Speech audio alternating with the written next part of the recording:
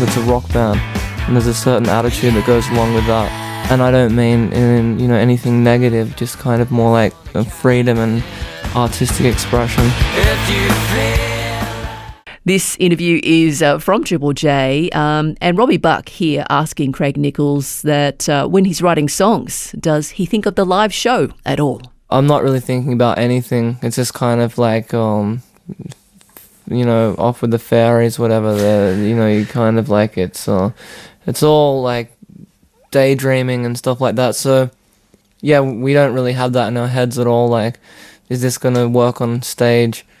Because we don't even think at the time, if it's gonna work in the studio. It's just about that freedom to kind of say what you feel and kind of construct things in a certain way so it's pleasing. Or what kind of mindset do you go onto the stage with? Because you've got a reputation of being pretty out there and pretty wild on stage. Is that really how you're feeling? Well, I guess. I mean, when we go out there, I'm not really concerned with anything other than just feeling the music, and I enjoy doing that. I feel very passionate about it. Not just our music, but a lot of other bands and DJs, whatever, that we listen to. So yeah, I mean, when we like talking about the songwriting, that's the most important thing, which makes up the band. It's probably my favorite part of it. Then you go into recording.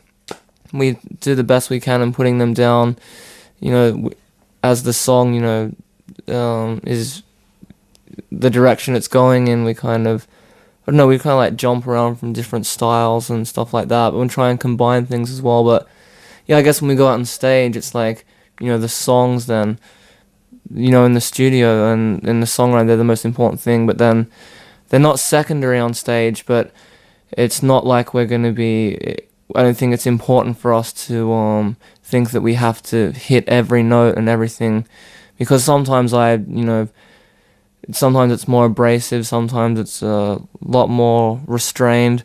So I think it's just all about the moment and just letting it go where it will, because if we can't really, we certainly don't go out there and plan things like we're gonna lose it now, we're gonna knock the mic stand over in the second song. Usually that's a drag anyway, because you got to get it fixed up again. So. Just talking about that on that kind of theme, are there times when you are up there where you feel that, especially musically, that things might be falling apart?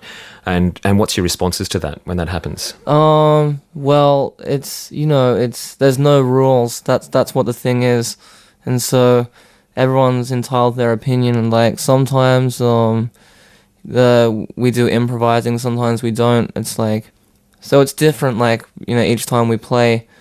In saying this, it's not like it's all like freaky jam sessions. Like we play a lot of the songs off the album because we still enjoy playing them. We're proud of them, and so. But at the same time, we don't let it go. Oh, I missed a chord, we're gonna kick ourselves. Because it's a rock band, and there's a certain attitude that goes along with that. And I don't mean in anything negative. Just kind of more like freedom and artistic expression. We're speaking with Craig Nicholls this evening on Triple J, of course, the lead singer of The Vines. You knew that, didn't you? Let's take a track from the album. We've already heard it so many times, but, at the moment, what's your favourite track from the album? Highly Evolved, I guess. Highly Evolved here on Triple J, and we're speaking with the lead singer from that band, from The Vines, Craig Nicholls, in the studio this evening. I was going to ask you sort of how you felt about having to deal with this greater perception, this greater reputation that comes with being, the lead singer of a band who is perceived to be a bit wild and a bit crazy and a bit out there. Does it kind of shit you off? Is it a difficult thing to have to deal with, to have to justify your behaviour all the time? Not really. It doesn't really get to us because, I think the reason why we became a band and got into music and writing and stuff like that is because we didn't feel like we really connected with anything else in society. So, it's a very personal thing, and I think there's room for growth with music, and that's what attracted me to it. Like, just kind of there's no really limits and no rules, and you can go any way you want. So but like people like think, oh, that may be strange behavior, but it's like, who can really say what is normal and what's not normal? That's a very fair point.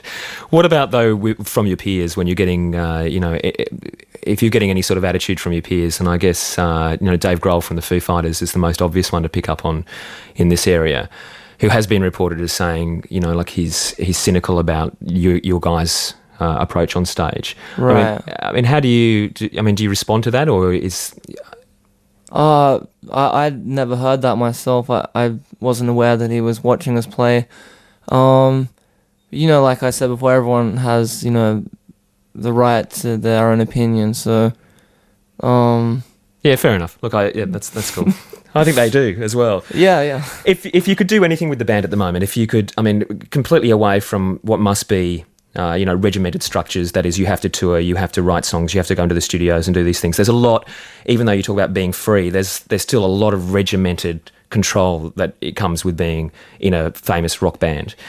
If you could do anything, if you could, throw all that sort of stuff away, what would be the immediate things that you'd like to do for yourself and the Vines? If I wasn't playing in a band? No. I'm just saying, if you had complete control over what the direction of the band was in terms of being able to play wherever you wanted to do whatever tour you wanted to, what would be your choices? It's kind of ironic, but I'd probably say the Big Day Out, which we're doing tomorrow. Because, it's a great thing, it's a great festival. Like, I really love Jebediah and Pacifier and UMI, so it's great to be part of that. Yeah. And they've all been really cool to us. So. From your experience after, touring internationally and meeting a lot of bands internationally, do you think the standard of music in Australia is pretty high? I think it's great. It really is. Like, aside from what may be going on in the media, which I'm not really so much aware of, I just personally, whether I'm from here or not, that changes my opinion. But I think, there's so many great bands here, and, I listen to more, I guess, Australian bands than American bands. Cool. Okay. As a music journalist, I guess I am forced to bring it up. Was there a falling out on the road, and was there a beat up on the on stage? Was there for you and the bassist in the band? Well, I don't know. I've been told by the lawyers to make no comment. Well, there it is. So yeah, it possibly, yeah. But if it wasn't anything too heavy, because we're all still here. And that's right. All righty. Craig Nicholls from the Vines, thanks very much for dropping by tonight. Let's take another track from the album. Okay, I think Mary Jane.